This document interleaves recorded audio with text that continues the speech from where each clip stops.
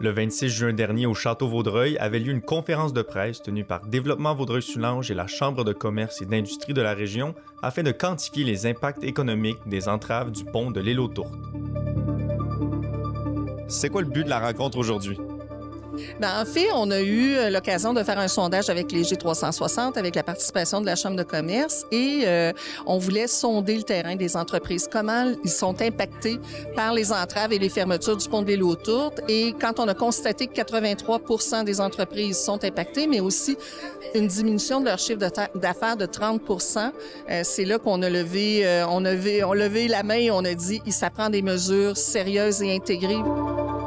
Développement Vaudreuil-Soulanges, donc DEV, avec le soutien financier de la CCIVS, ont décidé de documenter l'ampleur des impacts.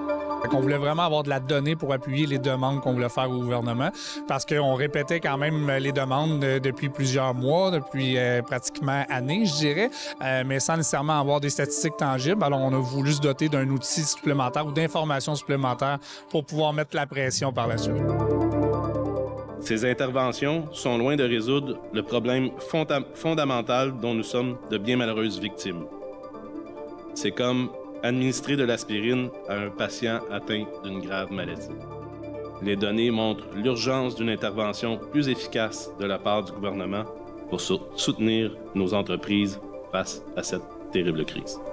Les représentants régionaux se sont unis afin de formuler des demandes au gouvernement du Québec, comme la gratuité de l'autoroute 30 et du transport collectif, la mise en place d'une gestion dynamique des voies lors des fins de semaine, ainsi qu'une présence policière accrue.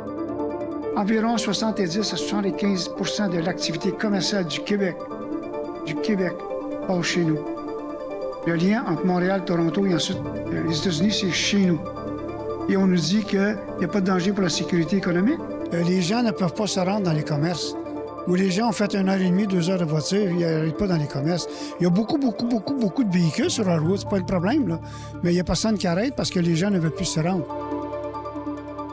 Est-ce qu'il faut avoir peur pour l'économie de Vaudreuil-Soulanges? Bien, certainement. Certainement qu'il faut avoir peur pour l'économie. Là. On l'a vécu pendant la pandémie, on avait peur. Là. Maintenant, on le vit à cause d'une infrastructure qui est désuète puis on n'investit pas. Oui, il faut avoir peur. Oui, il faut s'inquiéter. Oui, là, le gouvernement a sorti le nouveau principe de la sécurité économique. Là, il faudrait qu'il arrête de s'en sacrer de la sécurité économique. On a un problème ici puis ils doivent agir ici. Puis à chaque fois que je me lève au Salon Bleu, je le dis à la ministre des Transports, Geneviève Guilbeault, là, ils ne comprennent pas notre réalité. Ils ne comprennent pas la réalité des citoyens de Vaudreuil et de Soulanges.